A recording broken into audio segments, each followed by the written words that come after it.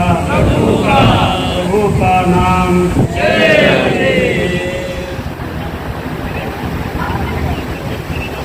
सर्वसम्राट अंतर्यामी परम पूज्य स्वामी जी महाराज के श्री चरणों में नमस्ते हुए हमारे संस्था से जी महाराज दिए थे उनका भी अभिनंदन करते हुए हमारे इस आयोजन के अध्यक्ष डॉक्टर कुंवर सिंह जी, जिला अध्यक्ष भाई सूर्यवली सिंह जी, जौनपुर से पधारे हमारे साथी हमारे श्रीवास्तव जी, इलाहाबाद से पधारे भाई सुल्तान हमारे और एक आसपास के जिले से आए हुए हमारे और साथ ही साथ आज इस अवसर पर उपस्थित सभी सम्माननीय ठाटधारी भाई बुजुर्गों, माननीय लोकतंत्र सेनानी, भारतीय गणवेश में व्यवस्था कर रहे और इस आयोजन को करने वाले आयोजन समिति तथा उनसे जुड़े सभी सदस्यों को, साथ ही साथ भारतीय परिधान में धारण किए हुए हमारी बच्चियां और बहनें, इस समारोह में अपना समय देने वाले आप सभी सम्माननीय अतिथियों को हार्दिक अभिनंदन करते हैं। साथ ही साथ शिविला आश्रम के इस पावन धरती को सचमुच नमन करता हूँ, क्योंकि गुरु महाराज यहाँ बराबर आते रहे और यहाँ पर बड़ी बड़ी घोषणाएं उन्होंने किया है। यहीं पर गुरु महाराज ने घोषणा किया था कि मैं रहूं, लेकिन आपकी संभाल बराबर होगी। नामदान इसीलिए दिया जाता है।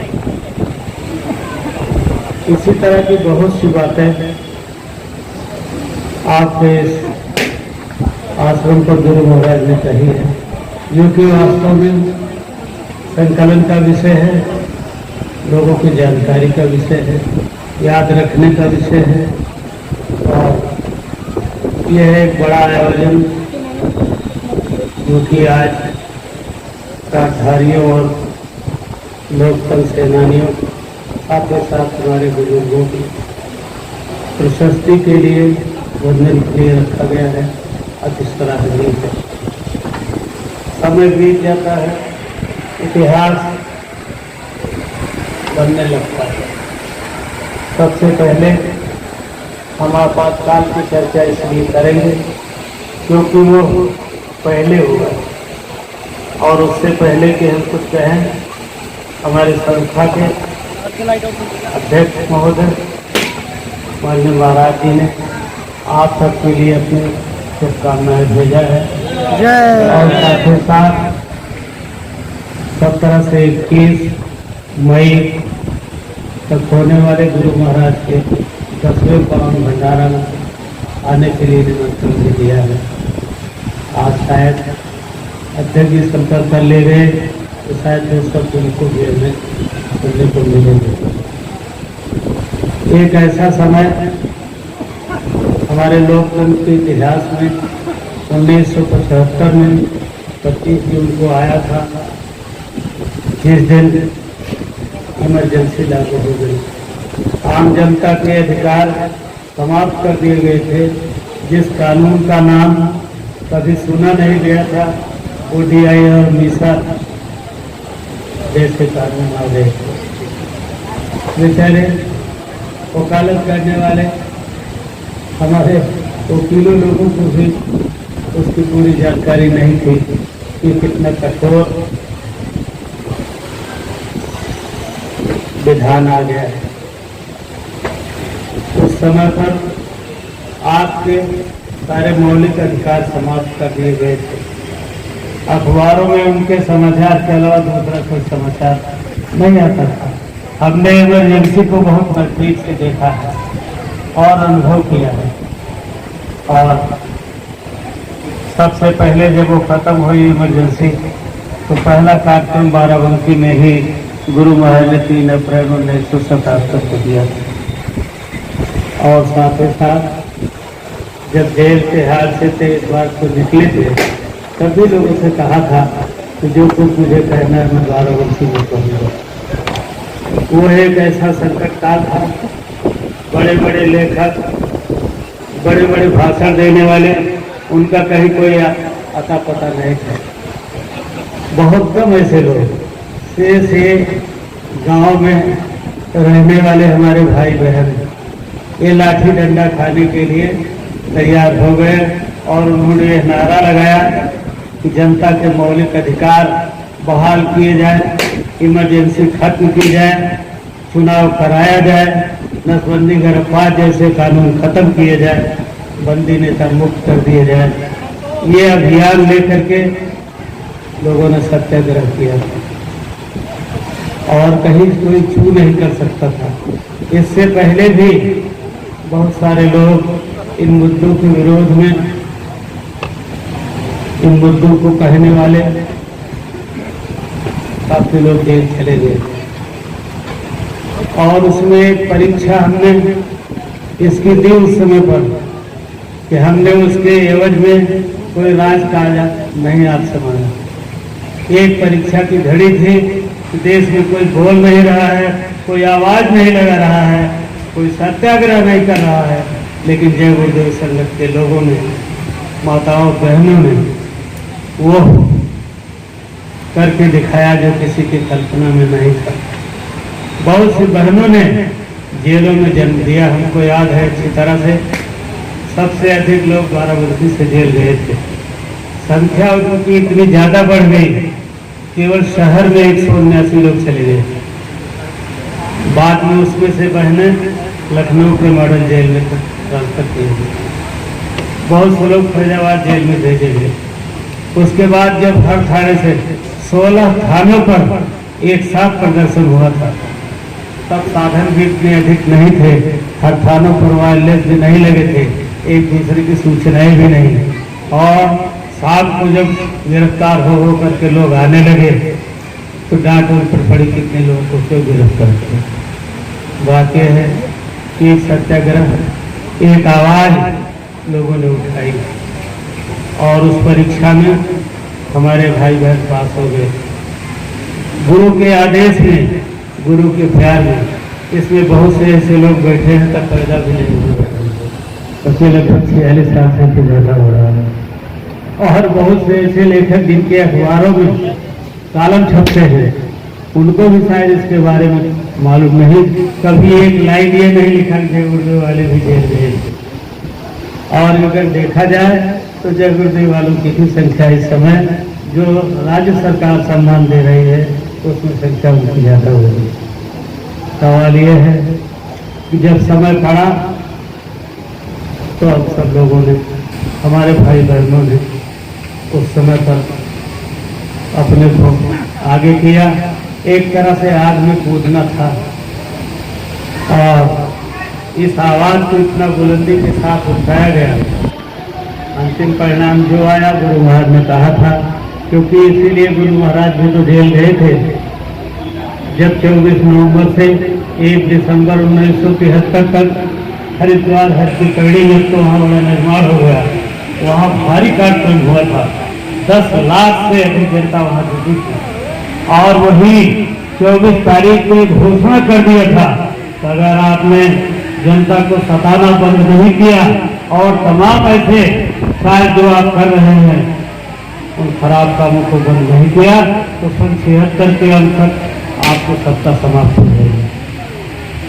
लोग ये सोचते रहे कि 31 मार्च 31 दिसंबर को सब खत्म हो जाएगा। बाबा जी ने कहा, अरे पढ़े लिखे लोगों, आपको मालूम नहीं कि 1 अप्रैल से नया वर्ष शुरू होता है, वित्तीय वर्ष शुरू होता है, और उसके कारण बेड़ियां भी पहनी और फिर वो समय बदलाव का आया। ये सब उसके साक्षी हैं। और जेलों में लोग गए और भी संगठनों के लोग जेल गए। यहाँ तो सबका सम्मान है।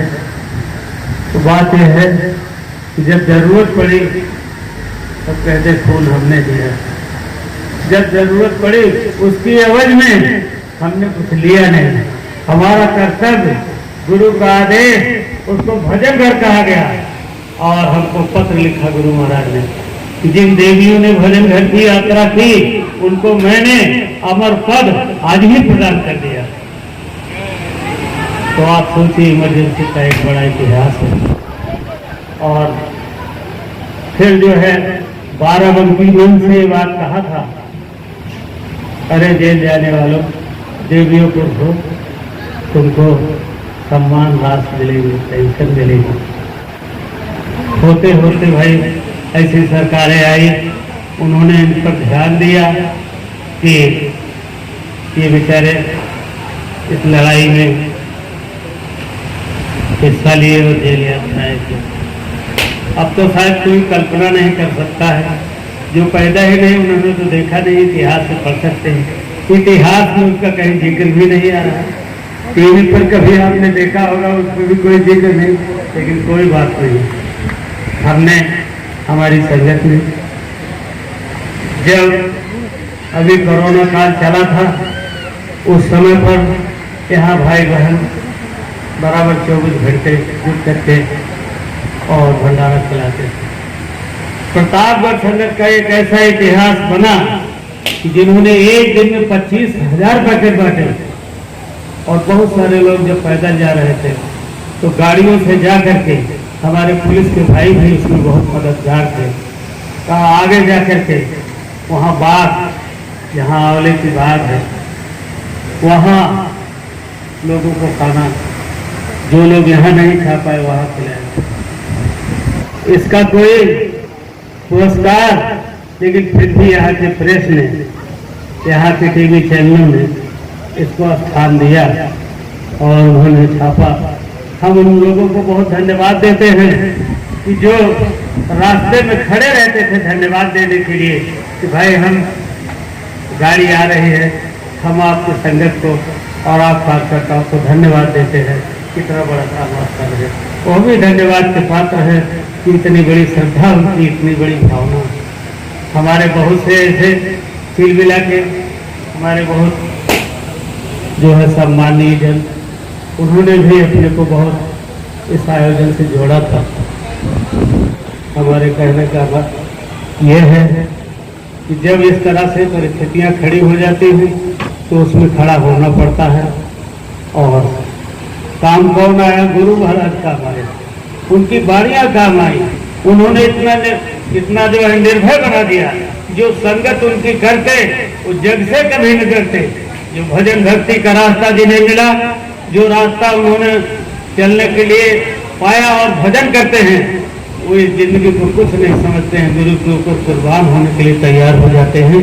और यही स्थिति रही। हमारे बहुत से भाई बहन जेल चले गए यहाँ से।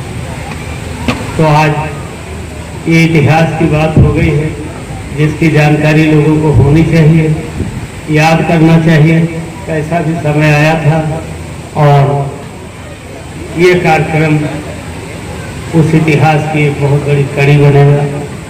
और हम सब ऐसे हमारे बुजुर्ग चारधारी हैं जिनकी उम्र ज़्यादा हो गई है, चल नहीं पाते हैं, लेकिन हम उनको हृदय से उनका आभार व्यक्त करते हैं कि वो किसी न किसी तरीके से यहाँ आए हुए हैं। बहुत से हमारे कार्यधार भाई खत्म हो गए और लेकिन उनके परिवार वाले संग से जुड़े हुए हैं और वो भी आज यहाँ इस आयोजन में भाग लेने के लिए आए हुए हैं। हम उनको भी, उनके भी हृदय से आभारी हैं। और नगर के क्षेत्र की जनता जिनका इस संगत के साथ बहुत प्यार है, बड़ा संबंध है, उनको भी धन्यवाद देते हैं। हमको अच्छी तरह से याद है कि सन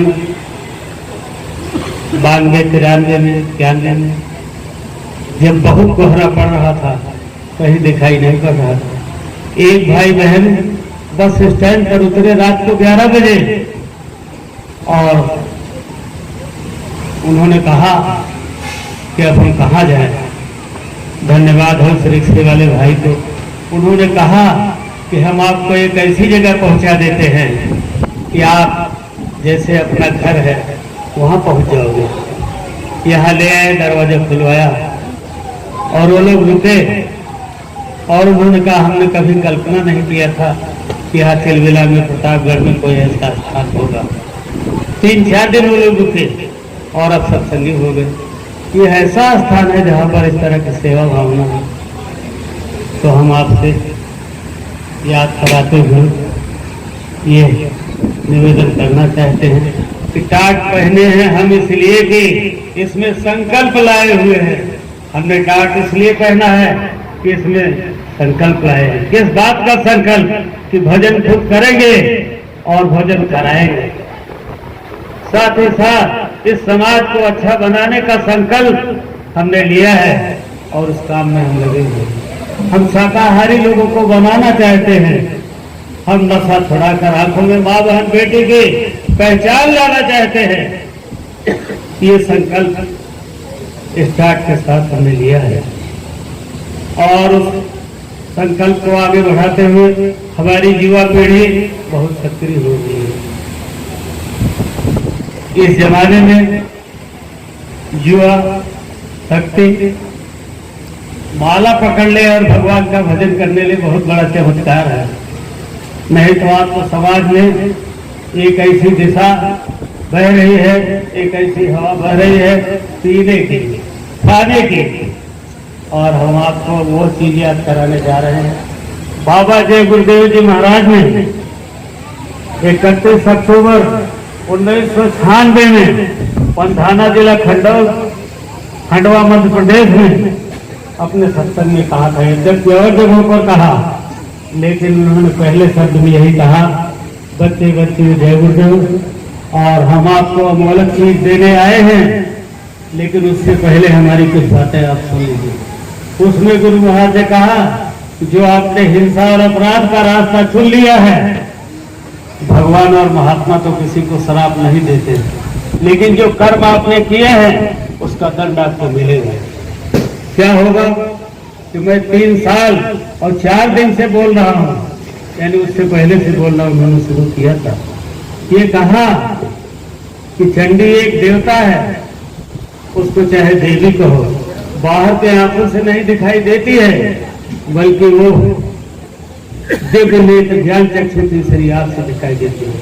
एक हाथ में मसाल लिए हुए है, एक हाथ में तलवार लिए हुए है, सारे दुनिया में भ्रमण कर रहे हैं, सारे देशों का धन खत्म करेगी और भारत में भी वो भ्रमण करेंगे।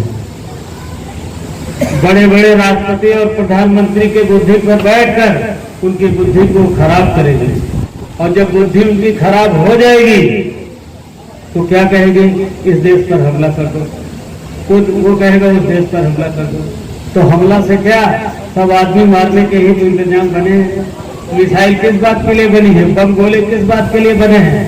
परमाणु बम किस बात के लिए बने हैं? ये तो सब आदमी मारने के लिए बने हैं। तो जब नहीं मानोगे तो क्या होगा? तब यही होगा, और अब उसकी शुरुआत हो चुकी है। आपको स्मरण होगा कि जो कोरोना, इसके बारे में गुरु महाराज ने भी बहुत पहले से सचेत किया था। बीमारी ऐसी चलेगी कि जिसकी दवा दिल्ली में नहीं, जिसकी दवा बंबई में नहीं, जिसकी दवा कलकत्ता में नहीं। डॉक्टर जरूर कहेंगे कि हाँ भाई डॉक्टर हमको टिकिया दे देता, लेकिन घूम घूम करके फिर आ रहे हैं। रास्ता इसका क्या होगा? रास्ता हिंसा का रास्ता छोड़ना होगा, शाकाहार अपनाना होगा और नशे का त्याग, आंखों में माँ बहन बेटी की पहचान, ये काम करना होगा, और तब जाकर के बचत का रास्ता खुलेगा। नहीं तो क्या है कि जरा सी देर में गिरा और खत्म। इस दिशा में इस समय सारा विश्व बढ़ रहा है। इस समय सारे विश्व की हालत यही है कि कैसे किस देश पर हमला राजाओं से बढ़ गए। राजा तो जो है उसके पास कहाँ इतने जहाज थे, अगल बगल जा करके रास्ता ढूंढ करके। यहाँ तो मिसाइल पूरी दूरी नपी हुई है कि वहाँ उभी रहती है। तो इन सब पर भी हमें चिंता करने की जरूरत है, लेकिन जो बेहोश है उसका चिंता कर पाएगा। इसलिए हमारे तमाम बुद्धिजीवी और सत्संगी भाई बहनों, धर्म प्रेमी का बहुत बड़ा दायित्व है कि वो बराबर निगरानी करें, लोगों से विनती करें, हाथ जोड़ें कि भाई शाकाहारी हो जाए, हिंसा का रास्ता छोड़ दें। 100 आदमी को आप समझाएंगे, 2 आदमी 4 आदमी तो मान जाएंगे। और शेष तो बात यह है कि जब आग लग गई तो क्या है, फिर कौन बुझाने से बचेगा। बात तो ये है, इसलिए हमारा सबका ये दायित्व है। अब हम आपसे ये निवेदन करेंगे कि जो टाट पहनाया गया, वैसे हम लोगों ने तो 1 मई को ही पहन के रैली निकाली थी जिले जिले में, लेकिन आम घोषणा दिल्ली के बोर्ड क्लब पर 19 मई को 1983 में ये हुई। और उस समय टाट का कुर्ता पैजामा नहीं था, आलफी पहनी थी और वहां पर टाट पहनाया गया और इस संकल्प को दोहराया कि मैं किस लिए पहना रहा हूं, सेवा के लिए। तो कहते सबसे सेवक धर्म कठोरा, सेवक का धर्म तो बहुत कठोर है। इससे पहले के घटनाक्रम क्या हुए, गुरु महाराज ने बहुत से बड़ी बड़ी धर्म यात्राएं निकाली, यज्ञ किए। इसमें बहुत से बुजुर्ग बैठे हुए हैं जिनको याद होगा कि राशन पर लरमा रोजे गेहूं मिलता था और रोटी जो है उसको जब वो साना जाता था तो कितना लसलस ऐसे होती थी। लेकिन अब क्या किया जाए कि देश में इतना अनाज नहीं कि लोगों को पेट भरा जाए। तो सबसे पहले गुरु महाराज ने 22 मई से 28 मई तक सन 77 में सरजू जी के किनारे सरजू बाबू साकेत महायज्ञ का कार्यक्रम किया और वहाँ के चमत्कार, अगर यहाँ कुछ लोग उसमें बैठे होंगे तो आपको याद होगा। जब वो घड़ा, जब वो कलश विसर्जन के लिए बच्चियां जाने लगी तो सरजू जी में इतना था पानी और आधी सरजू पार हो गई। तो नाविक कहते थे हमारे 2-2 बांस यहाँ लगते हो, ये लोग यहाँ तक। तो स्वामी अरे बच्चों अब नहीं, अब रुक जाओ, वापस आ जाओ। ये सब चमत्कार आपके आंखों के सामने हुए। किस लिए हुए? लोगों का पेट नहीं भर रहा था। गुरु महाराज ने कहा वह हम एक यज्ञ कराते हैं, इसमें एक देवता प्रसन्न करेंगे और इतना अनाज, इतना धान और इतना गन्ना पैदा होगा कि लोग बाजारों में खरीदने वाले नहीं मिलेंगे। आपको स्मरण होगा शायद आपके क्षेत्र में गन्ना कम होता है, लेकिन गन्ना बाद में लोगों ने खेतों में जलाया, मैंने खरीद नहीं पाई। दूसरा कार्यक्रम अहमदाबाद में 24 दिसंबर से और 4 जनवरी 78 तक जो कार्यक्रम कराया, उसमें भी ऐलान किया कि इसमें भी देवता प्रसन्न किए जा रहे हैं और ये खेत की भभूत जब इसमें डालोगे तो 75 किलोमीटर तक असर करेगी और इतना गेहूं पैदा होगा खरीदने वाले लोग नहीं मिलेंगे। ये किस लिए? लोगों की भूख मिटाने के लिए। लेकिन किसी को याद है, हम एक बार गुरु महाराज के साथ दौड़ रहे थे तो पुलिस के कुछ भाई लोग थे, तो गुरु महाराज ने पूछा कितनी तनख्वाह मिलती है? अदा हो गई थी। कल लगे कभी 1 रुपया हमको दिया। बाबा जी ने आवाज सन 70 में लगाई थी कि मेरी कोई सरकार नहीं है, लेकिन मैं भगवान के दरबार में जो दरखास्त देता हूँ वो मंजूर हो जाती है।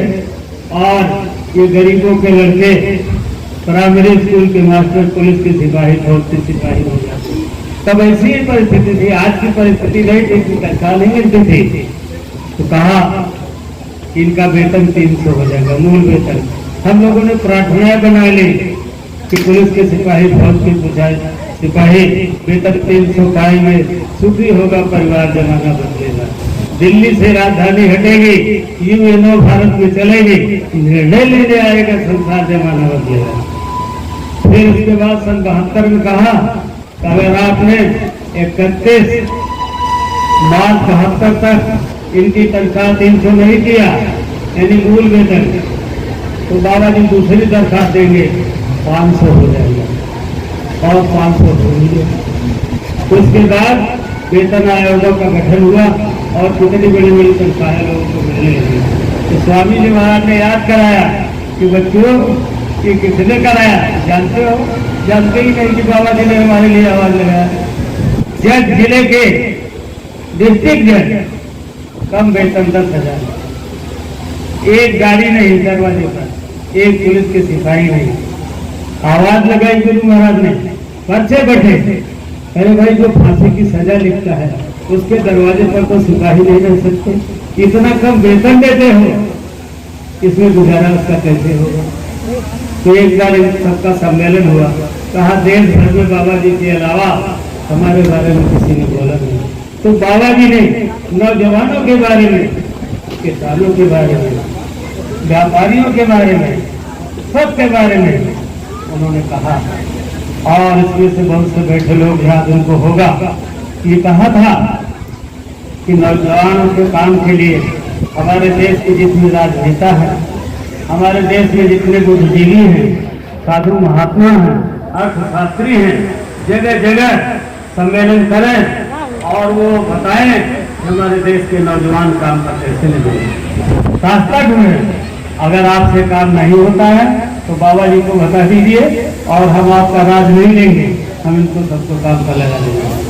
लेकिन इतनी बड़ी डर के बाद नहीं बताने गए और आज तक नौजवान घूम रहा है, काम नहीं है। कहाँ एक एक घर में 4-4, 5-5 लड़के MA, BA, BSc, BEd, अरे भाई डॉक्टरेट PhD किए हुए बेचारे घूम रहे हैं, काम नहीं तो क्या करें? सारी चीजों पर बाबा जी का ध्यान और सबका समाधान। आपको याद होगा कि जिस समय 81 में स्काई लैब गिर रहा था, कोई भी वैज्ञानिक और कोई भी व्यक्ति ये बोल नहीं रहा था कहाँ गए थे, सिवाय बाबा जी के। जब उनका कार्यक्रम TDM कॉलेज गोरखपुर में हो रहा था 81 में, तो कहा अरे बच्चों जो ऊपर से गिर रहा है, जाओ तुम इत्मीनान होकर के, वो समुद्र में गिरेगा, बेचिंता तुम चले जाओ। कहीं आया हुआ नहीं कि पढ़ने को आपको नहीं मिला, लेकिन ये सब बातें हुई।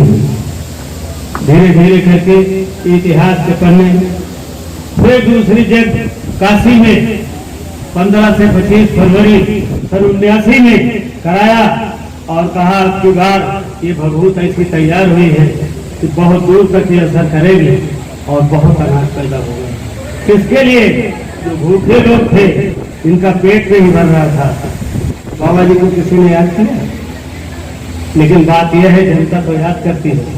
बहुत सारे लोग जो सत्संगी नहीं हैं और वो सत्संग गए, उनके पास पुराने पर्चे पड़े होंगे, उन्होंने गुरु महाराज की पूरी बातें सुनी है, लोगों को याद कराते हैं बाबा जी ने ये बात कही थी, निश्चित रूप से कही थी। तो हमारे कहने का मतलब ये है कि यह एक वैचारिक क्रांति, आध्यात्मिक क्रांति, जिसमें लाठी डंडा गाली गलौज का कोई स्थान नहीं है, ऐसी वैचारिक क्रांति बाबा जी ने शुरू की थी।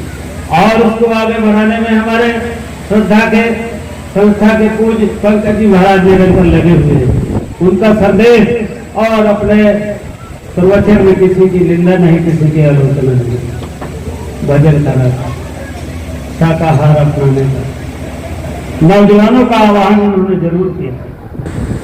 और सभी ब्लॉकों में कार्यक्रम प्रतापगढ़ जिले में था, बहुत सारे नौजवान जुड़े और धन्यवाद देते हैं उन नौजवानों को जिन्होंने इस आयोजन की पृष्ठभूमि तैयार की। और कलकत्ता तक अजय जी, मनोज जी और दूसरे कौन, हाँ अजय मिश्रा, 3 लोग कलकत्ता टाट खरीदने के लिए चले गए, क्योंकि टाटधारियों का सम्मान है ना, तो यहाँ नहीं मिल रहा था टाट, कलकत्ता टाट खरीदने चले गए। इनकी भावनाएं, इनकी आयोजन समेत इतना बड़ा ले गए थे कितना बड़ा लक्ष्य लेकर निकले हुए हैं। अब इन्होंने एक ऐसी शुरुआत की जो लोगों को स्मरण कराएगी, याद कराएगी।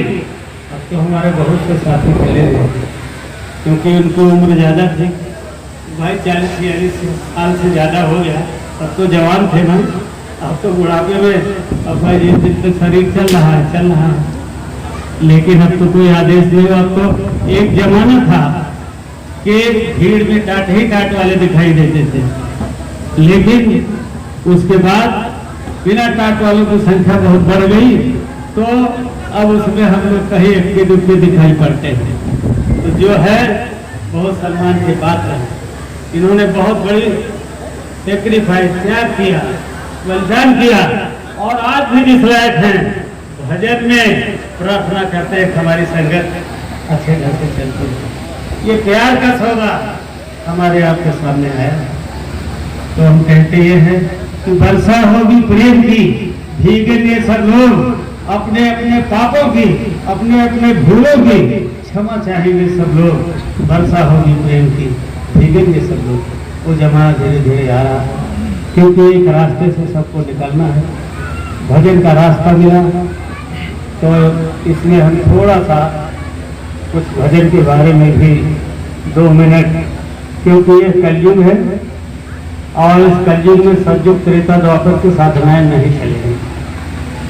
क्योंकि उस समय आदमी बड़ा बलशाली था, उम्र ज़्यादा थी, प्राण कभी हड्डियों में था। अब आज तो हमारा प्राण जो है अन्न में चला आया और मन हमारा चंचल हो गया, चींटी के समान। तो मामूली करकट आ गया तो मालूम होगा कि चींटी जो है पहाड़, और बड़ा भारी अंतर हो गया। शरीर में ताकत खत्म हो गई, उम्र कम हो गई। 100 वर्ष कहाँ कौन जी रहा है। बहुत कम चिराग लेकर ढूंढिए तो किसी गांव में किसी माता जी के कोई वृद्ध 100 साल कोई वर्ष हो, 100 साल जीने का वरदान इसलिए जितने साधन थे पिछले युग के, सो कलयुग में किया प्रमाण। जितने साधना के रास्ते पिछले युगों के थे वो सब रोक दिए गए। अब इस समय क्या है कि कलयुग में स्वामी दया बिचारी प्रकट करके सत्य पुकारे। कलयुग में ऐसी दया मेहरबानी हुई कि नीचे की जितनी साधनाएं थे सब रोक दी गई, और ऊपर से जो साधना सब जा रहा है दोनों आंखों के मध्य में, जहाँ टीका लगता है, जहाँ चंदन लगता है, वहाँ पर आ गए। क्या हुआ कि अब ऐसी साधना चल पड़ी कि हम शब्द के द्वारा, आवाज के द्वारा हम यहाँ लाए गए। हमारी आवाज यहाँ छूट गई, सब छूट गया। अब हमको ये ज्ञान नहीं है कि पैदा होने से पहले हम कहाँ थे, मरने के बाद हम कहाँ चले जाएंगे, ये भी तो ज्ञान नहीं है। ये अध्यात्म का गहरा विषय है, और जब इसको लोग जानेंगे, समझेंगे, तब क्या करेंगे कि शब्द की साधना। तो सतयुग त्रेता द्वापर बीता, काहू न जाने समझ के रेता। कलयुग में ऐसा रास्ता शब्द का, आवाज का, जैसे हम बोल रहे हैं, हमारी आवाज आप तक पहुंच रही है, आप बोले तो आपकी आवाज हमारे पास तक आ जाएगी। तो बीच में क्या है, हवा है लेकिन दिखाई नहीं पड़ रही। ठीक इसी तरह से उस प्रभु के देश से आने वाली वेदवाणी, आकाशवाणी दोनों आंखों के मध्य भाग में यहाँ आ रही है, और इसमें आत्मा यही बैठी है। यहीं पर उस प्रभु और उसकी सृष्टि को देखने के लिए एक आंख है, जिसको दिव्य दृष्टि ज्ञान में खड़ाई कहते हैं। साथ ही साथ उसकी आवाज सुनने के लिए कान है, जिसको तीसरा था। इसलिए आंख खुल जाए भाई बहनों तो दिखाई पड़े, और कान खुल जाए तो सुनाई पड़े। पहले गुरु महाराज हम लोग जब बहुत सत्संग में शुरू में संस्था में आए तो तब भी सुनते थे कि भाई उसका कैमरा चल रहा है, वो लोहे लक्कड़ का नहीं है, और जो कर रहे हो वो खींच लेता है, आवाज उसकी आती है। ये सब कुछ सब समझ में नहीं आता था। सब टेलीविजन में कहीं देखने को नहीं मिलता था, यद्यपि अमेरिका वगैरह में जारी था, लेकिन अपने यहाँ नहीं। जब ये सब देखा तब पता चला कि टेलीविजन में क्या है, टीवी में क्या है। जो आप बोलते हैं तुरंत रिकॉर्ड कर लेता है, और फिर से सुना देगा आपने क्या कहा। तो ठीक किसी तरह से दोनों आंखों के मध्य भाग में वो टेलीविजन, वो पर्दा लगा हुआ है, आँख खुल जाए गुरु महाराज की दया से, साधना करेंगे खुल जाएगी, और साथ ही साथ कान भी खुल जाएगा, सुनाई पड़ेगा और दिखाई पड़ेगा। ये रास्ता है। तो इसके लिए क्या, घर बार नहीं छोड़ना, बाल बच्चे नहीं छोड़ना। अरे भाई कोई अकेले भूखा आ जाए तो चलो हमारी कमाई में से एक रोटी आप दे देगा। बहुत से ऐसे सत्संगी हैं बेचारे काट कपट करके कि संगत की सेवा न पिछड़ने पाए। धन्य है ऐसे भाई बहन हमारे। तो ये कलयुग का नाम योग है, इसका प्रचार प्रसार हो रहा है, साथ ही साथ शाकाहार का तो बहुत बड़ी बात है। इसलिए हमारे महाराज जी का नारा है, हाथ जोड़ कर विनय हमारी हो जाए सत्ता का हारी। और बाबा जय गुरुदेव जी का कहना है शाकाहारी रहना, नशे का त्याग। जब बुद्धि ठीक नहीं रहेगी तो माँ बहन बेटी की पहचान कैसी रहेगी। इसलिए इस पर भी हमको बहुत चिंतन करने की जरूरत है। पुरानी चीजें बहुत से गांव में, चाहे वो किसी जाति की कन्या हो, चाचा ताऊ काका कहती हो, लोग उसको अपनी लड़की मान लेते हैं। हमको याद है गंगा जी को लोग नहाने जाते थे, तमाम बड़े लोग, साधन कम थे, बैलगाड़ी लिया और उस पर सामान रखा और चले, तो रास्ते में रात हो गई। तो अपने आदमी से कहते थे कि भाई इस गांव में सबसे पहले पता करो कि हमारे गांव की कोई कन्या ऐसी तो नहीं ब्याही हुई है जो हमको चाचा ताऊ काका कहते हैं। तो उस गांव में हम नहीं रुकेंगे, उसके सीवान का पानी नहीं पिएंगे। ये क्या था कि कोई ढोंग था? ये हमारी संस्कृति। बहुत पीछे आप चले जाएंगे तो सबको रोजी रोटी कपड़ा मकान सब आपको मिलेगा। एक बहुत आगे बढ़ जाएंगे तो मुश्किल होगा, क्योंकि पहले के जमाने में तमाम ऐसे गाँव में बहुत सारे लोगों के पास अनाज कम होते थे, लेकिन गांव के ऐसे बहुत से प्रबुद्ध लोग, बहुत से दानी लोग, बहुत से उदार लोग, अरे भाई फलाने के घर पता नहीं उसके यहाँ चूल्हा जला के नहीं, अरे भाई उसको बना देंगे। इस तरह से हमारा समाज चलता था। आज भी इसकी बहुत बड़ी आवश्यकता है। तो चरित्र की बहुत बड़ी आवश्यकता है। गुरु महाराज अपने प्रवचन में महाराज जी कहते हैं, चरित्र मानव की सबसे बड़ी पूंजी है। चाहे तो मानवपति खरबपति हो, कोई कीमत नहीं। इसलिए चरित्र उठ जाएगा, समाज उठ जाएगा, और साथ ही साथ प्रकृति भी अनुकूल हो जाएगी। तो समय से जाड़ा समय से गर्मी। बाबा जी ने तो नारा लगा रखा है कि कलयुग जाएगा और सतयुग आएगा। तो लोग ये सोच रहे थे कब जो गुरुदेव वाले सतयुग का प्रचार नहीं करते हैं तो सतयुग नहीं आएगा। अरे भाई उसका तो समय निश्चित है कि वो आएगा, लेकिन आने से पहले बहुत तकलीफ तो दे देगा, अपना कर्जा मांगेगा, और उस कर्जे को हम आप दे नहीं पाएंगे, तब उसका परिणाम क्या होगा? देना। इसलिए हम सभी भाई बहनों से, हमारे विचारधारी, हमारे लोग सब सेनानी भाई बहन, इन सबके चरणों में खूब सादर अभिवादन करते हैं, धन्यवाद देते हैं कि आप आयोजन में भाग लेने के लिए पधारे। उनके परिवारों से लोग आए, हमारी इतनी माता बहन हैं यहाँ आए हुए हैं, आपने भी उनको समय दिया और करो, इसके लिए हम आपका बहुत आभार व्यक्त करते हैं। अपना प्रेम सद्भाव, इस संगत का इतना प्यार और सद्भाव हमको प्राप्त है कि जिसका हम शब्दों में वर्णन नहीं कर सकते। यहाँ भी प्रतापगढ़ के लोग मिल जाते हैं, भाई मिल जाते हैं, बहन मिल जाते हैं, इतना लगाव उनका, हम सब नमन करते हैं। जय गुरुदेव।